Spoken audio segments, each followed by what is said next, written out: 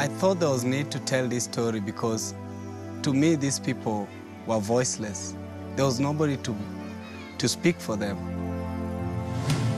We wanted to make a film that would shine light on a subject or a topic that needed to be told. As this film goes around the world, it's got a lot of meaning for everybody. It's timeless and it's so powerful, and I think that it has a real global feel. I'm honored that this film has brought together the rich and the poor and to celebrate life and hope. There's light at the end of the tunnel.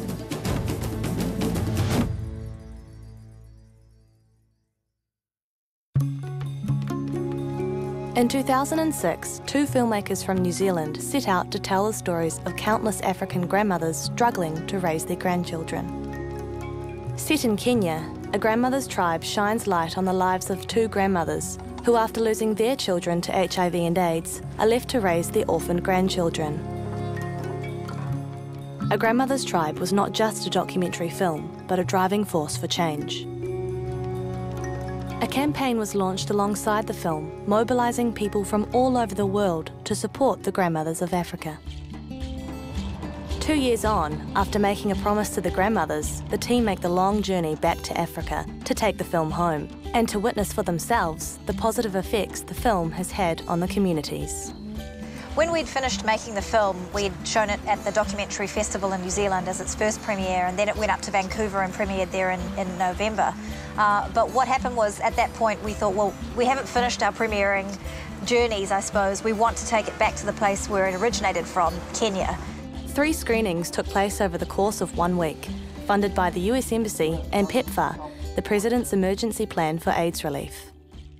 What a film like Grandmother's Tribe and the follow-on activities that are under discussion can do is raise awareness and get individual caring human beings from around the world to make whatever contribution, small or large, they're able to make to strengthen the grassroots response. There's so many cases in which children have lost both parents, and these grandmothers have had to step up to a role that's kind of been unprecedented before. So I think it's a very important film in showcasing all of that and helping to mobilize, in a way, support for activities to sort of end this pandemic.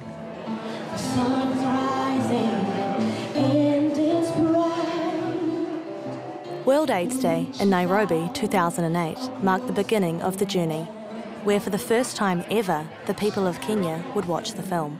The first screening was held at the Fox Cineplex Cinema. We had about 150, 200 people who turned up for a very formal function. It was then that it kind of dawned on, I suppose, us that this was quite a big deal. Exactly 2 years to the day, that's the 1st of December, that filming began of this film. And it is the first time it's being screened in Africa as we commemorate World AIDS Day. I mean, there was obviously a bit of nervousness. Will everyone love our film? But I think, by and large, it was just excitement we were feeling. I now give you A Grandmother's Tribe.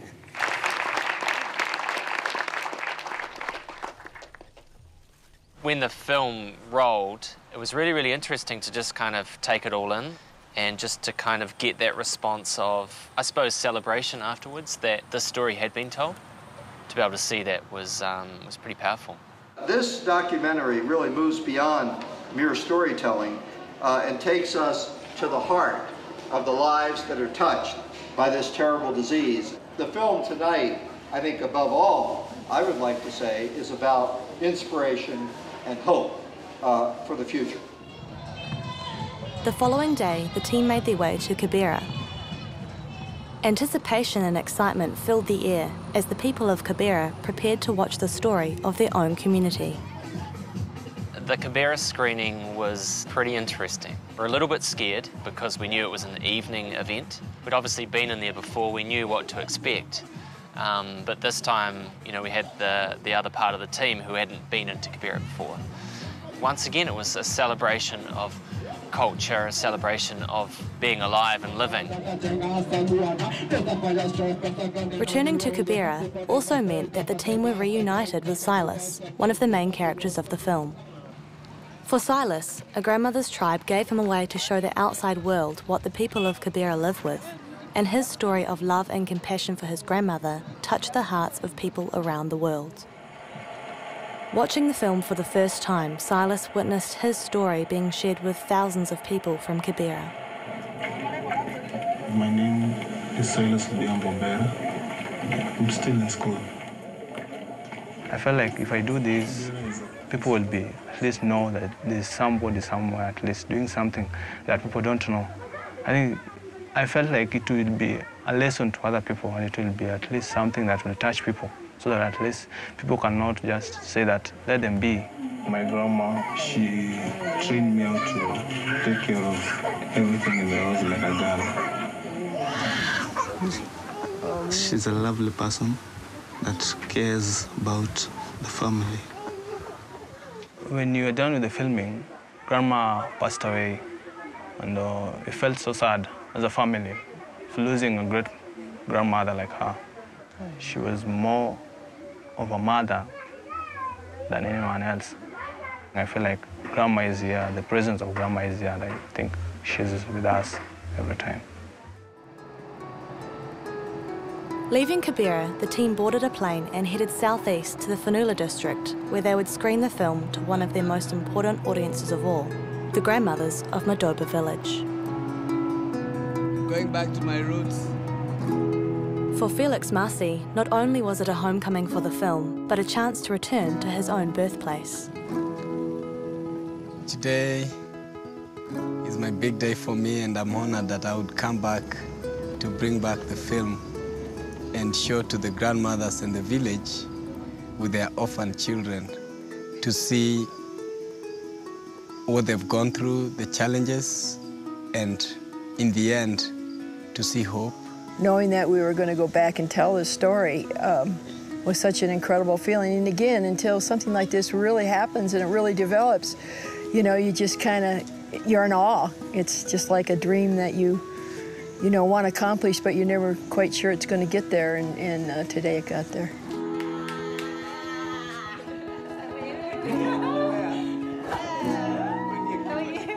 Going back to the village was, for me, the most important part of the journey. I found that in making the film, the greatest heart and soul of Africa lay in the villages, and it was where the biggest pain in some ways was being endured by the grandmothers.